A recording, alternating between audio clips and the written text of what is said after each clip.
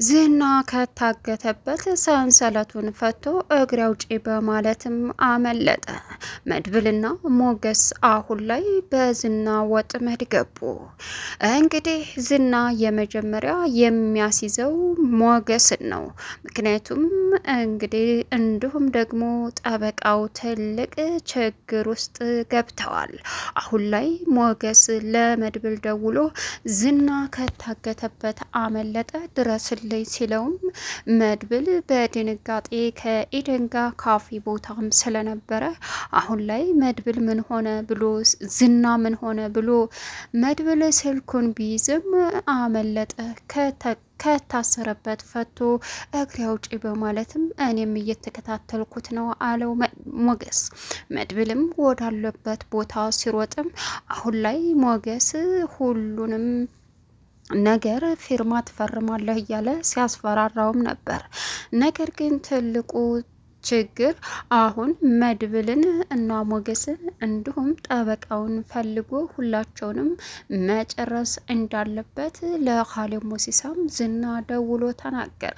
አሳዛኙና ከባዱ አሁን ላይ እንግዲህ የብሩክና የቅድስትም የሽምግልና ፕሮግራም ተፋረሰ። ቅድስት ለነገ ጠብቁ ብላ ቤተሰቦቿን አዘጋጅታ ባለችበት አጋጣሚ እጅግ በጣም የሚያሳዝን ትልቅ መርዶ ሰማች። መድብል አሁን ላይ ቢሮጥም እንዲሁም ሞገስ ዝና ሊደርሱበት አልቻሉም። ቅድስት በቃ ተዋረድኩኝ፣ መጀመሪያም አይፈልግሽም ነበር እንዴ ብለው ነው የሚመልሱልኝ። ብዙ ወጪ አስወጥቼ የሽምግልና ፕሮግራሙ መቅረቱ እኔ ሞት ይሻለኛል እያለች እያለች ትገኛለች። ሰላም ውድና የተከበራችሁ የዝዙነት ሚዲያ ቤተሰቦች እንዴት ናችሁ? ላይ ሰላማችሁ ይብዛልኝ። ለዚህ ቻናል አዲስ የሆናችሁ ሰብስክራይብ እያደረጋችሁ ቪዲዮውን እስከ መጨረሻው ተከታተሉ። በጉጉት ስንጠብቀው የነበረው ምሳሌ ቀጣይ ፓርቲ ዘምተናል። እንግዲህ እጅግ በሚያሳዝን ሁኔታ ዝና አረመኔው ከታገተበት መድብልና ሞገስ አግተው ከሚያሰቃዩበት ቦታ ማንም ሰው እንደሌለ በማስተዋልም አምልጦ እግሬ አውጪ በማለትም ጥሏቸው ሄደ። አሁን ላይ መድብል ትልቅ አደጋ ውስጥና በካሌብ ሞሲሳ ሰዎች እየተከበበ እንዲሁም ሞገስ መሆኑ ግልጽ ነው። አሁን ላይ ሞገስ በእርግጥ ሉላን ትፈታለህ እዚህ ወረቀት ላይ ፈርም ሲለውም ዝና ብሞት ይሻለኛል ከዚህ ካስወጣኝ እፈርምልሃለሁ ሲለው በፍጹም በዚያ አልደራደርም ብሎ ጥሎት ሄዶ ነበር። አሁን ላይ ዝና እንግዲህ እንደምንም በመፍጨርጨርም የተቀመጠበትን ኩርሲ በመገልበጥም ጥሏቸው ላጣለ። በዚህን ሰዓት አሁን ሉላም ሞገስም ሁላቸውም የዝና ተጠቂዎች ሆነው ይገኛሉ።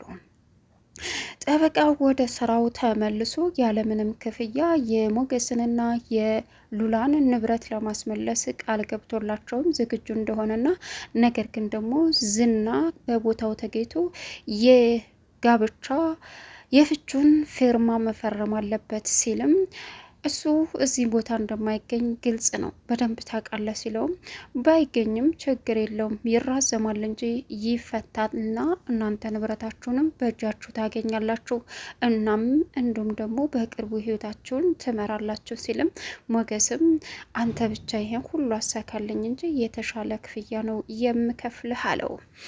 ጠበቃውም በፍጹም እኔ ክፍያ አልፈልግም፣ ከእናንተ ክፍያ ብወስድ አሁን ምን ይፈጠራል በማለትም እንግዲህ ሲነግረውም አይ ይህ እኮ ስራ ነው አለች ሉላ።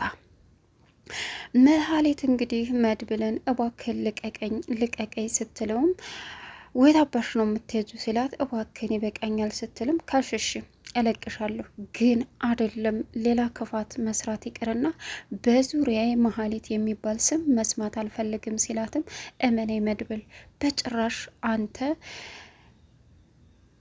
የምታውቃት መሀሌት አልሆንም ስትለውም እሺ በቃ አርፈሽ ብን ብለሽ ከዚህ የምጠፊው ፊትሽን ሸፉኖ የኔ ሰው ይወስድሻል ሲላትም አሀ ለካ ይሄን ቦታ ማወቅ የለብኝም ምክንያቱም ይሄን አጋሰስ ይጠቁሙ ይመጣሉ አለችው። ገብቶሻል አላት። እመኝ ከዚህ ልውጣ እንጂ ቁርጥምጥም አርጌ ነው እምበላሽ አላት። ርቦኛል ስትልም ቆይ አንቺ አጋሰስ ሲላትም ቆይ አንተ ስንት ጊዜ ሙሉ ምግብ ሳትበላ እዚህ ደርሰ አሁንም እንደዚህ ትላለህ? አያርምህም እንዴ አለችው መሀሌት። እሱም ዝም በይ እባክሽ፣ አሳማ አንበሳውን እኮ አሳማ ጋር አስረኸው ነው እያለ እንግዲህ መቀለር ጀመረ። ሞገስ ለዝና ውሃ ስጠኝ፣ ውሃ ጥም ልሞት ነው እያለም ቢለምነውም ሞገስ ውሃውን ቀርቶ ጠጥት አረገው። ይኸውልህ እኔ ጠግቤያለሁ፣ ጠጥቻለሁ፣ የጠገበ ለራባው አያዝንም ይባላል። ስለዚህ አላዝንልህም። ሲቀጥል ደግሞ አሁን ራብ እስከ 7 ቀን ይቆያል፣ ውሃ ጥም ደግሞ እስከ 3 ቀን ነው ይባላል። ስለዚህ የምትጠፋበት 1 ቀናት የቀረች እያለ ሞገስ እንግዲህ ፊቱ ውሃውን ግጥም አድርጎ ጠጣበት። በዚህን ሰዓት ዝና በጣም ተናደደ።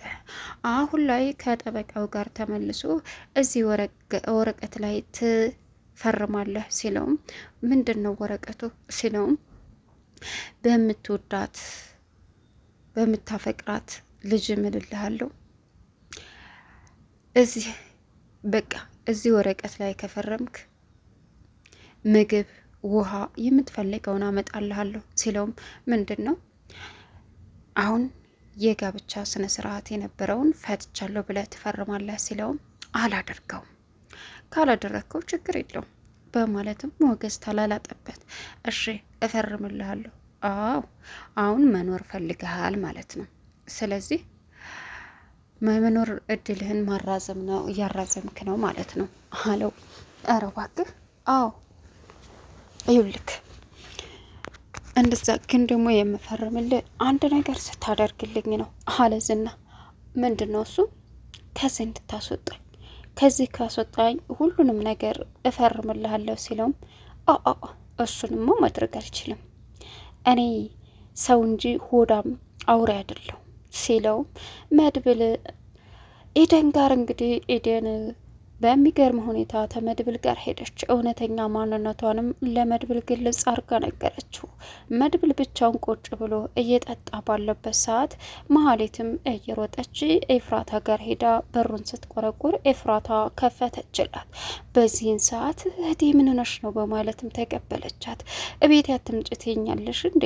አረ በፍጹም እባክሽ ርቦኛል፣ ታግቼ ነው የከረምኩት፣ ምግብ ስጭኝ ስትላትም እሺ አሁኑኑ ሰጥሻለሁ ብላ እጇን አስታጠበቻት። ማለት ምግቡ ሲሰጣት መጠቅጠቅ ጀመረች። አረ ተረጋጊ፣ ቀስ ብለሽ ብይ፣ ተራስሽ ጋር እንዴት ነው እንደዚህ የምትወኘው አለቻት። ለምን ትሻሚያለሽ? ታግቼ ማን ያገተሽ? ማን ልበልሽ? ያ መድብል ነዋ። በቃ ይዞች ተረጋጊ ብይ አለቻት። ግጥም አርጋ ከበላች በኋላ እንግዲህ አሁንም እየኖርሻለሽ ከዛ ከደላላው መድብል ከደላላው ጋር ነው መርዙ ጋር? አዎ ምን ነው አንቺ ያመሻል እንዴ? ምን አለ ለክብርሽ እንኳ በሚመጥንሽን ነገር ብታደርጊ። አይ እንግዲህ የልጄን አባት እንዳትናገረው። ምን?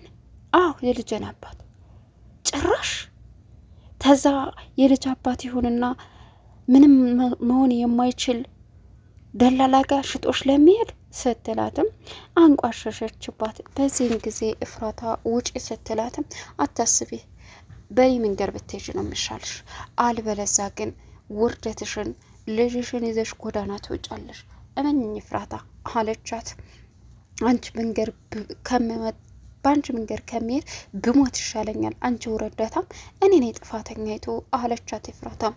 ከዛ እሷም እኔ አንድ ባለ ሀብት ጠብሻለሁ፣ እንደፈለግኩ የማረገው ንብረት ገንዘብ እንደፈለግኩ ነው አለቻት። በዚህን ሰዓት ገደል ግቢ በማለትም አስወጣቻት። ኤደን እንግዲህ መድብል ቁጭ አለበት። ኤዱ መድብል እዚህ ምን ትሰራለህ አለችው። ኤደን አላት። አዎ ኤደን እንዴት ነህ? ምን እያረግሽ ነው? ምንም፣ እኔ እኮ እዚህ ሳይህ ነው የመጣሁት። ምን? አዎ እዚህ ቁጭ ብለህ ሳይህ አለችው። እንዴ ኤደን እኔም ማቃት ኤደን ተለየሁብህ አይደል? የኔ እውነተኛ ማንነት አጫሽ፣ ሲሰኛ፣ ሴት አዳርኛ ብዙ ነገር ናት አለችው። ምን?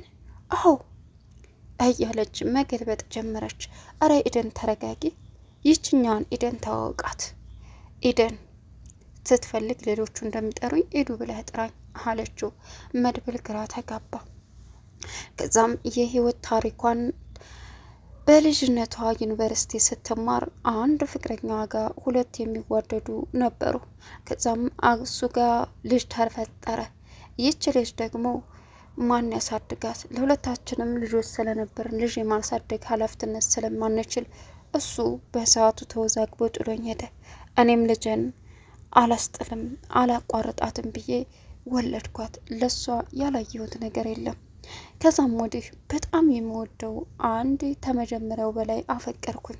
ከዛም በትንሽ ደሳሳ ጎጆ እኔ እህቴ እሱ ሆነን መኖር ጀመረን። ህይወትን ለማሸነፍ ስደት ያርኩኝ። በዚያን ሰዓት ተሰድጄ ስመጣ የለፋሁበትን ንብረት እንክታርገው በልተው እህቴን አግብቶ ቆየኝ በቃ አለችው። ከዛም መድብል በጣም ያሳዝናል በማለትም የመጨረሻ አዘነላት። አትዘንልኝ አለችው። ሌላውና ከባዱ እንግዲህ አሁን ላይ ቅድስት ለቤተሰቦቿ የተናገረችው መድብል እንዲሁም ደግሞ ሞገስ ጠበቃው ሆነው ቤተሰቦቿ ጋር ሽምግልና ሊሄዱ ዝግጁ እንደሆኑም ነበረ። በዚህን ሰዓት ግን መድብል አሁን ላይ ነገ ብሎ ስለተናገራ እሺ ብላ በጉጉት እየጠበቀችና ለቤተሰቦቿ ስለ ሽምግልናው ስለሚመጡትም ተናግራ ነበር። በዚህን ሰዓት ብሩክ እንግዲህ ውጭ ሶፋ ላይ ክንትር ብላ እንቅልፍ አገኛት። ከዛም ስለ ሽምግልናው ስሞ አስነሳት። ሽምግልናውን ሲያወሩ ነገ ብሏት ነበር። አታስብ፣ ቤተሰቦችን ለመስተንግዶ ጣጣ የለባቸውም፣ በደንብ ተዘጋጅተው ነው የሚጠብቁት ስትለውም በዚህ አላፍርም እተማመናለሁ አላት። እናም ቅድስትና ብሩክ ሲሳሳሙ እየሮጠች ምሳሌ መጣች፣ አቋረጠቻቸው። ይቅርታ አለች። አሁን መድብል በዝና ማምለጥ ተናደደች። አናልን ሰብስክራይብ